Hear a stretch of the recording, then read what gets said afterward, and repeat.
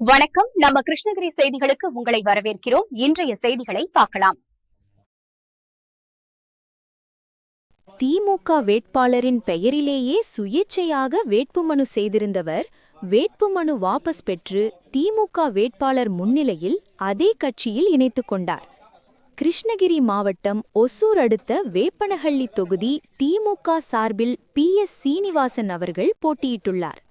வேப்பனஹள்ளி தொகுதி காவேரி நகரை சேர்ந்த KM சீனிவாசன் என்பவர் சட்டமன்ற தேர்தலில் போட்டியிட சுயேச்சையாக வேட்புமனு செய்திருந்த நிலையில் வேட்புமனு வாபஸ் பெறுவதற்கு இறுதி நாளான இன்று சுயேச்சை KM சீனிவாசன் வேட்புமனுவை திரும்ப பெற்றதுடன் சூளகிரி பகுதிகளில் தேர்தல் பரப்புரையில் ஈடுபட்டு வந்த திமுக வேட்பாளரான PS சீனிவாசன் அவர்களை நேரில் சந்தித்து KM சீனிவாசன் தேர்தலில் போட்டியிடவில்லை என கூறி திமுகவில் இணைத்துக் கொண்டார்.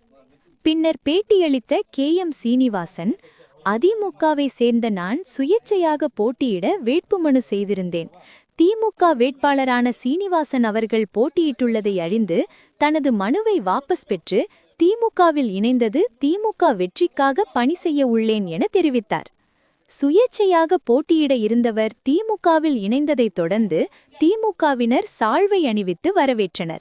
அப்போது சூளகிரி வடக்கு ஒன்றிய செயலாளர் நாகேஷ், வர்த்தக அணி மாவட்டத் தலைவர் கிருஷ்ணமூர்த்தி, இளைஞர் அணி துணை அமைப்பாளர் மகேஷ் உள்ளிட்ட பலரும் உடனிருந்தனர்.